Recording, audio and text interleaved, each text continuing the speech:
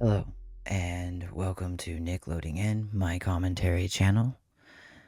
So, an amazing viewer dropped a link in a comment on my video, Kevin Spills It All Part 1, where I go back into the Core 6 and this other supposed cult lady that Kevin mentions in his interview.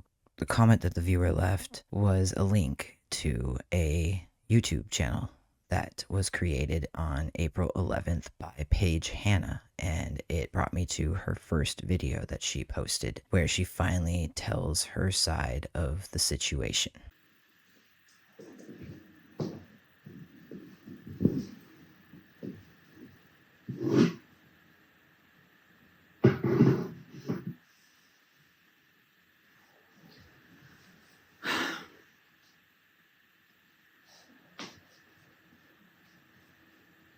Hi, my name's Paige Hanna. I'm married to Johnny Hanna. I have 8 kids. I live in Utah. And I am a former colleague to Jody Hildebrand and former friend and business partner to Ruby Franke. Now, before we get into this, everything in this video is my opinion and my speculation. I do encourage that everybody go and do their own research and formulate their own opinions. And as always, please do so respectfully. And especially in this case, please save your energy. Don't be an asshole. Have some respect for Paige and her current position.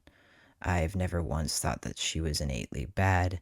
I just always wanted to understand what the whole picture was, right?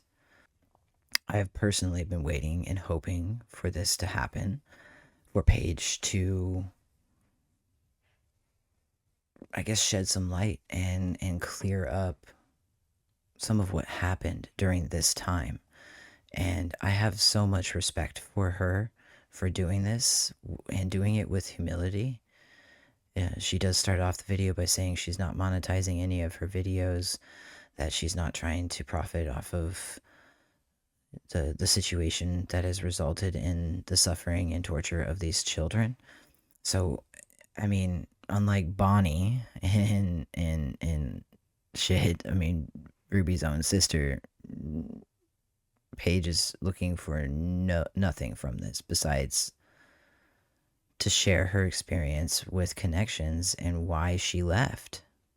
I think it also demonstrates that she does have a lot of pain surrounding situation, obviously for the children, but I'm sure also for how things turned out for someone who was once her friend and someone that she did introduce to connections back in 2018, right?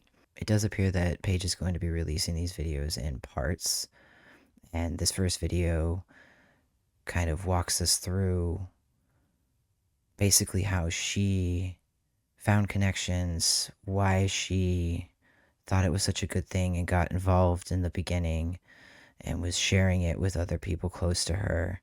Let's go ahead and play this section. I had a nanny, a dear friend who had been helping me for years and had seen Jody as a therapist for a period of her life, a short period, and had some forms and worksheets from her time in therapy and brought them to me, and they were good. They were very basic teachings of how to know if you've gone into drama and how to get yourself out of it, how to recognize your motive and not go into shame, or just really basic. I don't know that they were Jody's teachings or just therapy in general, but that put Jody on the radar. So then a year later, when I heard she was doing a parenting class, I thought it was a good idea. Okay, so this does line up a little bit with a video that I have been working on, but these things came out, and so I should have it done by tomorrow. It's going to be highlighting more about Jody's past and like how she was as a therapist back then and how she was able to, get through the whole situation with Adam in 2012 and still continue to grow her business and everything from there and be relatively successful.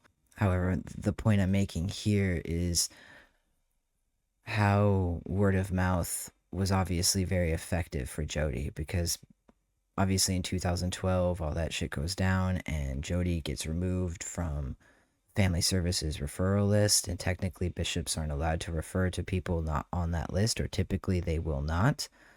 And so I know that it still did happen here and there, but more often I've heard that, oh, well, I heard it from so and so, or I heard it from so and so, this person I knew, right? And so this just kind of proves that, right? Her nanny, good friend of hers, had therapy with Jody at one point in her life, brings over these particular templates or worksheets or whatever, and it speaks to Paige because she's looking to try to like better understand herself so that she can be a better parent to her kid. And she's just had a daughter. She has 5 boys. This is her 6th kid that she's pregnant with at this time between 2017 and 2018. She's terrified to have a daughter. So she really wanted to focus on being better. And boom, here comes this person offering, verbiage and vernacular that speaks to her. And so this would have been in 2017 that the nanny brings this information to her, right? And then she says, what, a year later, Paige finds out that Jody's offering parenting classes, and that's what got her hooked, right? The very, very basic one was there was an arrow coming down pointing this way and an arrow coming down pointing this way, and it was peace. Peace feels like serenity and calm and confident and at rest, and this state that everybody would like to be in. You feel enough, you feel worthy, you feel loved. And then on this side was pain. And in a state of pain, you feel insecure, unworthy, unloved, anxious, depressed, stressed. And the whole process was that if you can look at your thoughts, you can trace when you moved from that place of peace over into a place of pain. Ultimately, she shifted that into when you can trace your thoughts and your feelings, then you will know if you are in truth or if you've moved into a place of distortion.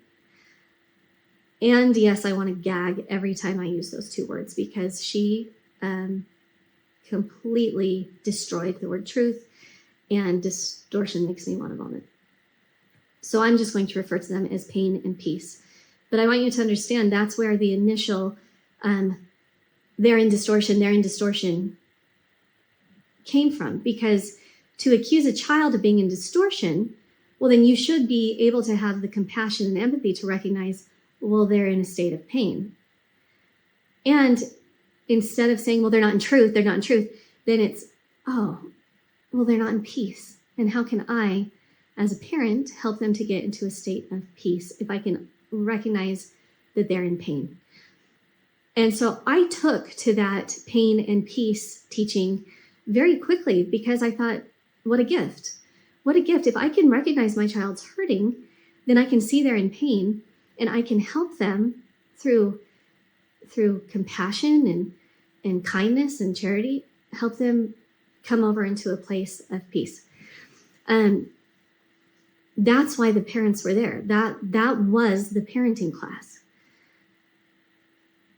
Another teaching was adulation and denigration, a state of feeling better than or a state of feeling less than.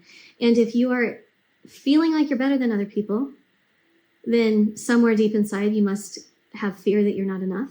And if you feel less than other people, well, then you have fear that you're not enough. And they're both on the same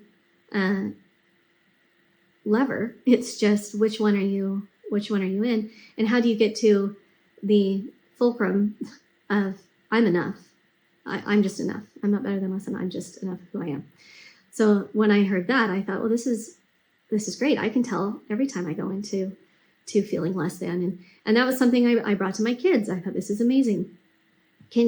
When you're at school, if you can feel that you've gone into this state, like, oh, then you're in pain, and what are the stories you're telling yourself, or what experience happened that was really hard that you can talk to me about, and I can show you love and kindness around. And so I saw this material initially as being this very basic, simple way to become a better person, a more kind, patient, loving person. And so overall, it just increased the ability to communicate within my household, and I was grateful for it.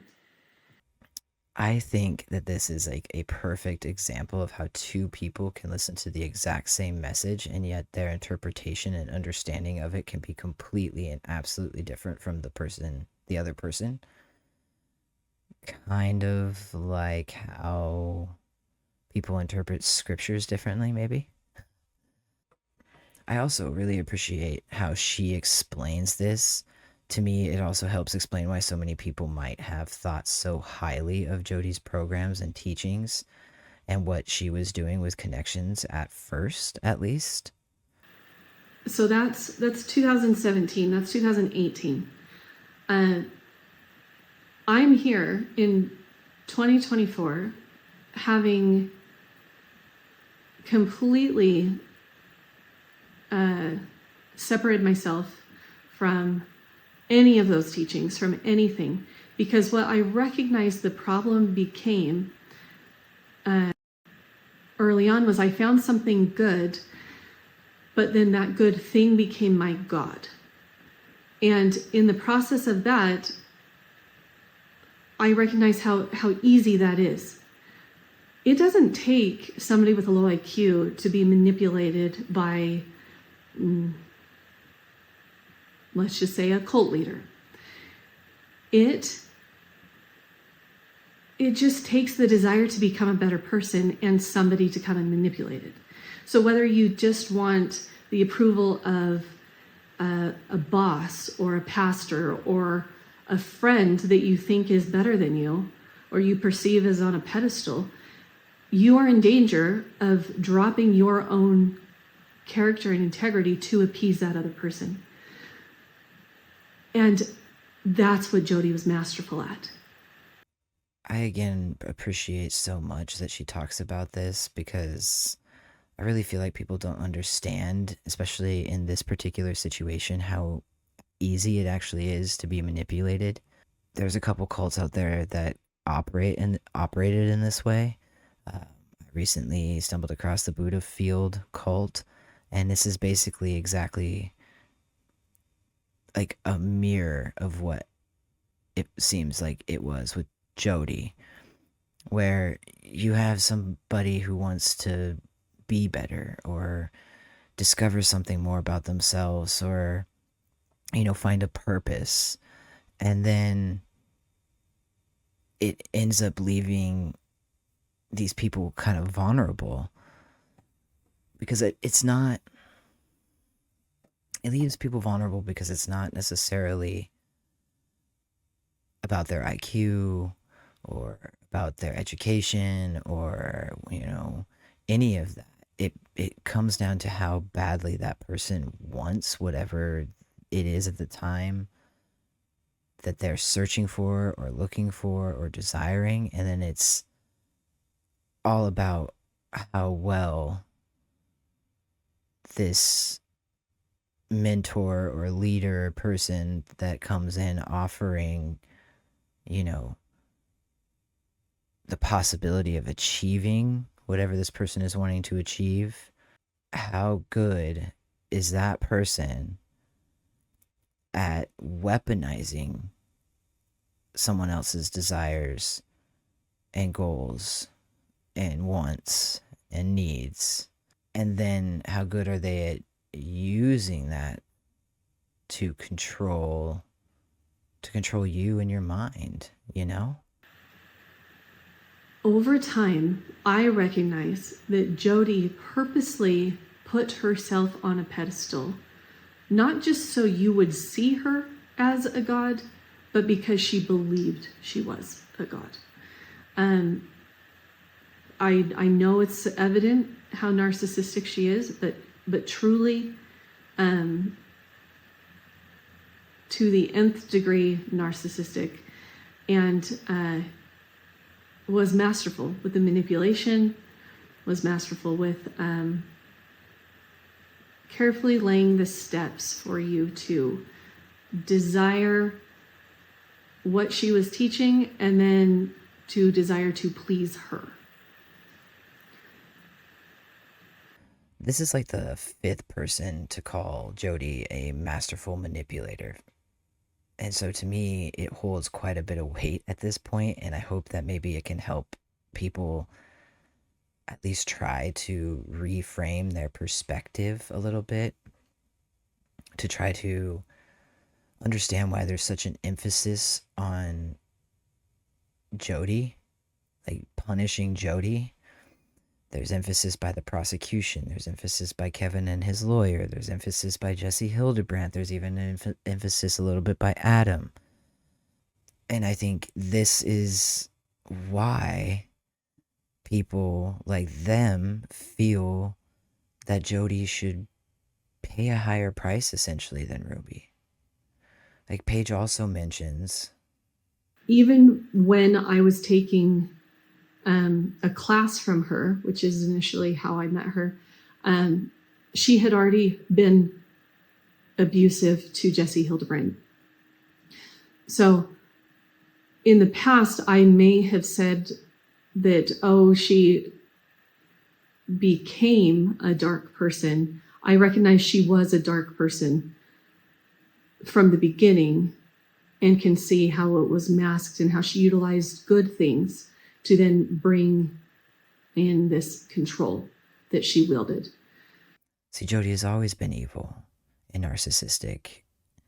And I share in that opinion, and that is something that I will end up talking about in my video that I mentioned earlier. Johnny and I never saw Jody as a therapist. I took the parenting class, thought it was great. He took the parenting class, thought it was great. And then he and I were asked to serve on the board of her company.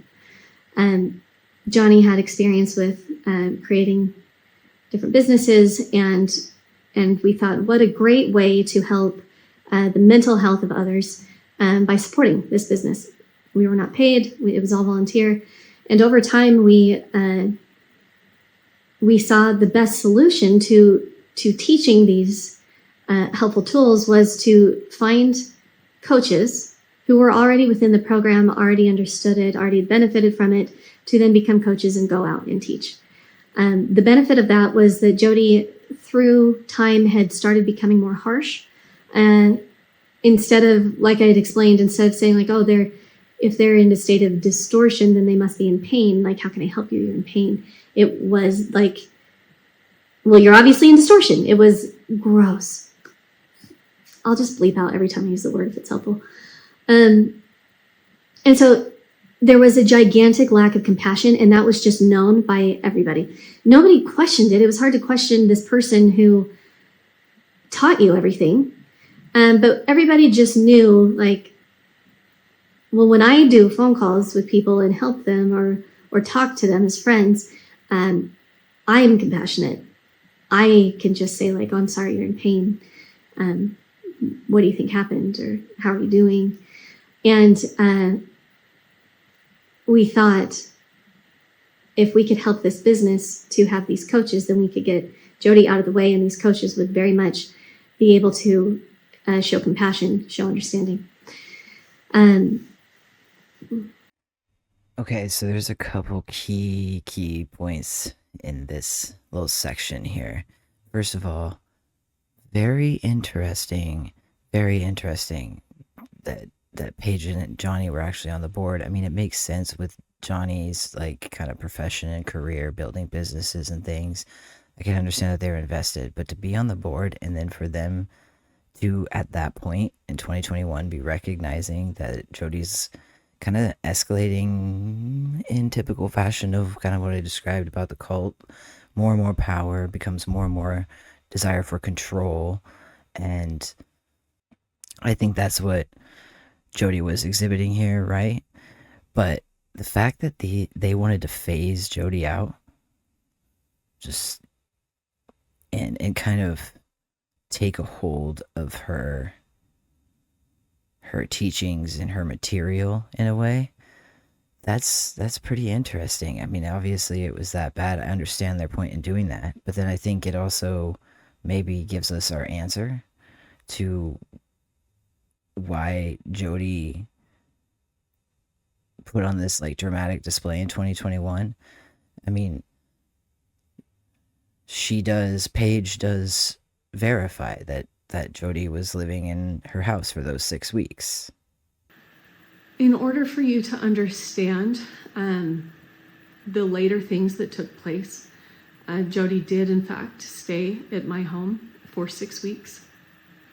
So if Paige goes on to confirm that Kevin was speaking some level of truth, if not the whole truth, about what happened in March of 2021 into April of 2021, as far as the Hannah's perspective, and as I mentioned in a previous video, I believe their story above Jody's any day.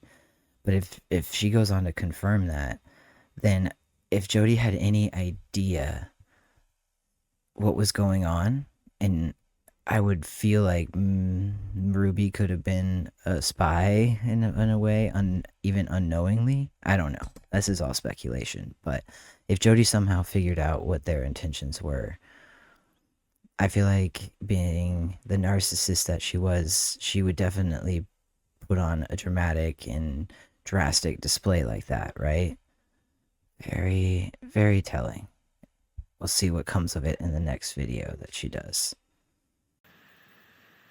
Unfortunately, the majority of the people who had worldwide who've had introduction to connections had it through Ruby, and Ruby never utilized it the way it was originally learned. So you automatically assume that everybody who ever learned it abuses their children and hates their spouse, and where there probably are people who abuse their children and have hated their spouse, it had good seeds. And anything that has good seeds has the ability to lead you away if you make it your God. First of all, I think it's pretty interesting that Ruby was the one that was facilitating all the introduction calls and things like that for people coming in all around the world, apparently. And the fact that Paige basically says that Ruby was never applying or practicing the principles the way that they should have, like, were intended to be practiced, and the way that apparently Paige interpreted them and ended up applying them and utilizing them in her life. Plus, that then there's that thought, right? Like Paige points out, we know there's more victims, but I wonder if, how many are out there that we still don't know about, or that might actually still be going through something right now. I think that Paige does hold a lot of pain surrounding the fact that she was ultimately the one that introduced Ruby to Jody. And I can't imagine, being in her position and then having the whole world weighing in on it, It's not her fault that Ruby's interpretation and application of the principles, the same principles they were essentially both taught, were skewed. It's not her fault that Ruby didn't listen to any of her warnings in the end. This isn't going to be easy. This isn't something that I take any joy in sharing. It's been really difficult the last 6 months understanding what those Franke children have been through, especially with the knowledge that I tried to warn Ruby, and she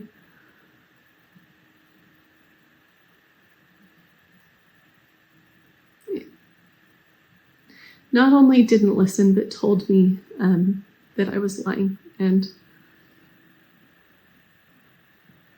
it has been very painful understanding that she was already that controlled by Jody. And it's most definitely not her fault that Jody turns out to be a sick individual. This whole situation has so many tentacles that reach far and wide, it seems, and they're all seemingly filled with pain and suffering so far, from everything that I can tell, between Jesse Hildebrandt, Adam, Brian or Bryce. I mean, the list goes on, really. And the common denominator in all of these situations is Jody. I was still in that state of like, this is good. This has really helped me when I met Ruby in 2018. And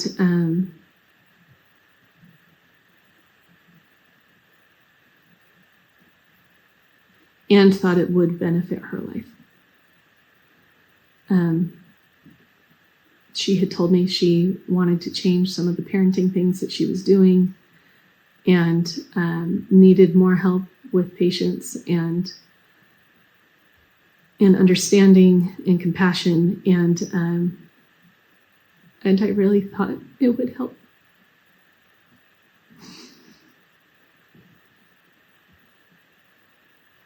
I've said it several times, and I'll say it again. I don't think that this removes culpability or responsibility of any of the other adults involved. Absolutely not. But I don't think that anybody else involved in this situation has as evil and dark of a heart as Jody Hildebrand. So that's the intro to my introduction into connections. I'm going to be explaining how things shifted and then ultimately ended. And